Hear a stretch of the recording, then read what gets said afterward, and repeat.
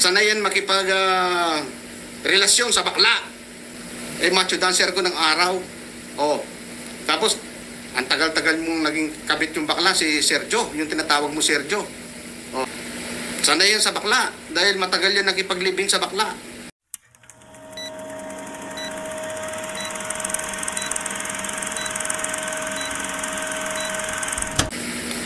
Alam nyo mga katekram, nung araw, magkakasama kami ng mga, yan si Stephen. Sanay yan sa mga ganyang event. Dahil yan, sanay yan makipag, ano ba tawag doon? Sanay yan makipag, relasyon sa bakla. Dahil matagal yan nakarelasyon ng mga bakla. Kilala ko pa yung nakarelasyon niya, si Cho.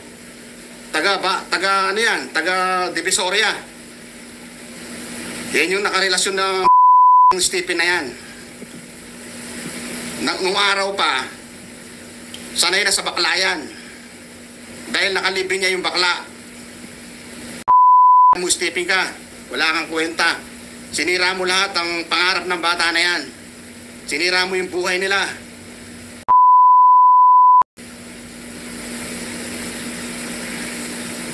Nung nakilala ko po yan si Stephen, nire-respeto ko yung tao na yan. Pero ngayon wala na po yung respeto. Dahil sanay yan sa mga pambubugaw. Kawawa itong bata na to pagdating ng panahon. Ibubugaw ka ng Stephen na yan. Ibubugaw ka lang yan. Dahil yan sanay magipagrelasyon sa bakla yan. Nung araw po mga kamamsi, mga ka-JC, mga ka-Tekram, sanay po yan sa mga event na ganyan. Dahil yung tao na yan, minsan naging floor manager yan sa isang gay bar. Diyan sa Recto. Sa 103 building. Yan. Kasama yan si Stephen dyan na nagmamanage. Silang dalawa ng kabit niyang bakla. Ay, natatandaan ko pa yung gay bar na yun eh. Prince Andrew. Yun yata yung pangalan nung. Tapos kala mo napakalinis mo. Dati ka rin callboy. Tignan mo yung ginawa mo. Ako nakikiusap sa'yo ng mabuti. Wala kang tigil sa kakang mga pati yung batang nananahimik na.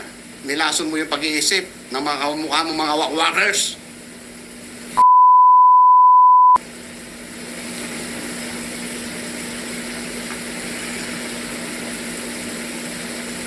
Dati natatandaan ko pa yun bago salta po ako sa Manila. Yan. Yan si Stephen na yan. Nung araw, kaya binabanggit niya kung sino-sino mga nasasamahan niya na kung sino yung mga tinutulungan niya. Tinutulungan niya sa mga gatas-gatas kuno. Totoo po yun. Nakakatulong siya sa mga nakasama namin nung araw. Kasi mga ano po yan eh. Mga maagang nakabuntis. Alam mo na, pag nasa barka, nung time na yon, iba-ibang mga nakikilala mo, mga babaeng na pumupunta doon sa gay bar na yan. Yan, sila yung manager noon, si Stephen. Siya yung pinagkakatiwalaan ng kabit niyang bakla. Siya yung floor manager, siya pa rin yung nambubugaw sa mga callboy nung araw. Kaya kilala ka, huwag mo kong gagaguhin. Kilala kita. Nung araw po kasi, yung mayari ng building na yan, sa 103 Disco, 103 building na yan, chewing ko po yung pinaka-ano po dyan, pinaka-manager nung araw, tauhan po siya ni 103. Yan. Chewing ko po yung kapatid po ng mother ko yun. Yun po yung nagsama sa akin sa Manila. Doon ko po nakita Stephen na yan. Siya po yung nagmamanage doon. Siya po yung nagtuturo ng macho dancer sa mga naging taho niya doon. Yan. Magaling po sumayaw yan. Alam mo kung sino ka. Macho dancer ko ng araw. Tapos, ang tagal-tagal mong naging kabit yung bakla, si Sergio, yung tinatawag mo Sergio. Nanirahan kayo sa Divisoria. Di ba? Meron pa nga kayong ano doon karinderya Kaya alam mo yung baho ng yung takbo ng buhay sa Divisoria. Kasi nung araw, diyan ka lang dati. Ngayon, ay yabang-yabang mo na. Alam mo kung sino ka. Hindi balik kung hindi ko alam yung pinanggalingan mo eh. Nanakot ka pang magdidemanda. Magdemanda ka. Hindi kita atrasan po. Ang sa akin lang, tinutuwid kita pero hindi mo ko pinakinggan. Kaya huwag mo ko sisisihin.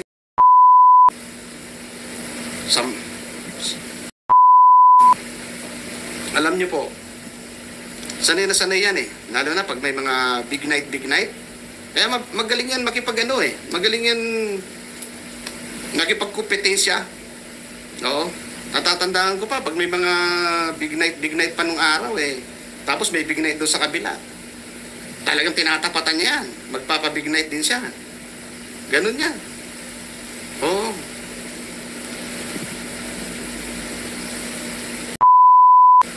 Magaling pong macho dancer yan. Naging mentor ng lahat yan doon sa Manila. Nung araw nakapanahonan niya. Oo. Tapos gaganyan-ganyan ka. Kala mo kung makaasta ka. Eh nanggaring ka rin sa putikan, bugok. Kala mo kung sino ka. Ang tagal mo nakipagkabit sa mga bakla. Tarantado ka.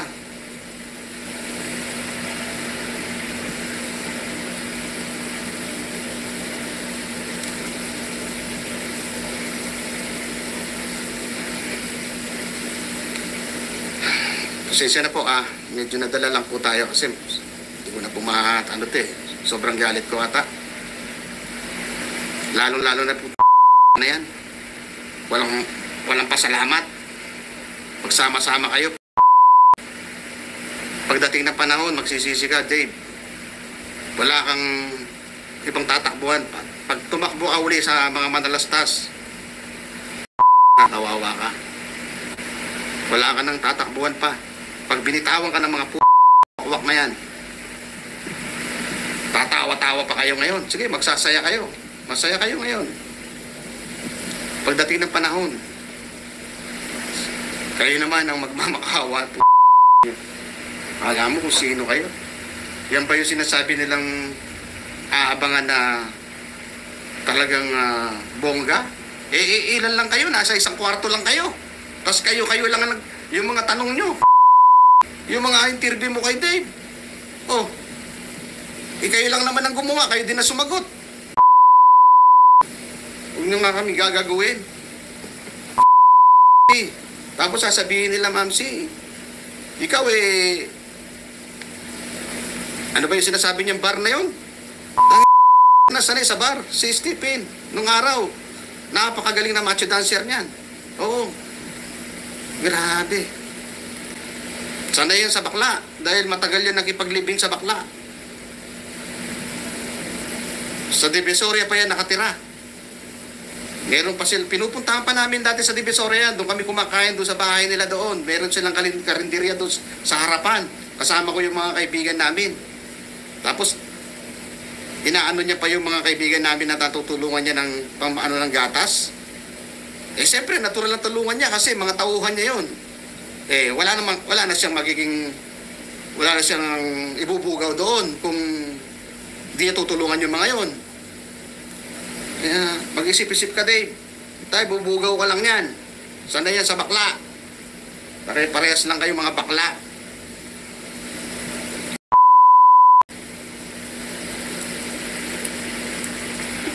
Kahit saan, harapin kita. Tapos sasabihin niya, iiyain mo si Ma'am Japina, tsaka kung ano-ano mga binibintang mo sa kanya. Ikaw nga yung sanay na sanay dyan sa mga gibar eh. Oh. Tagal mo nakipagrelasyon sa bakla. Ewan ko lang po kung buhay pa yung Joe na yun. Alam ko, may edad na rin po yun eh. Baka namatay na rin po yun. Alam ko yung mga pamilya nun kilalang-kilala yung si Stephen eh. Kasi talagang kulang na lang po sa kanila kasal. Magkasama po yun sa isang bahay. Sanay po yan sa kabaklaan eh. Yan si Stephen, sanay po yan.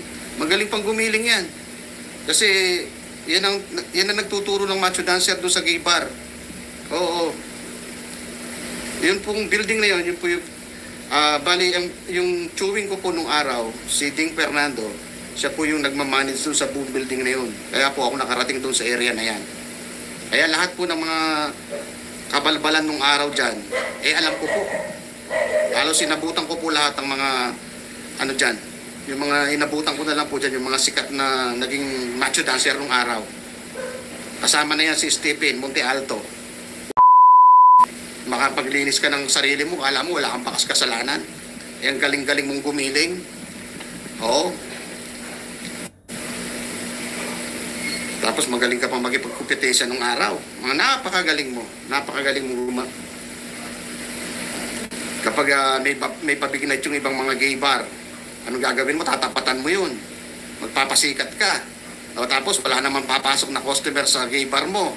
Anong gagawin mo? Magsasabog ka pa ng asin doon sa mga agda-agdanan para may pumasok lang na customer doon sa gay bar mo.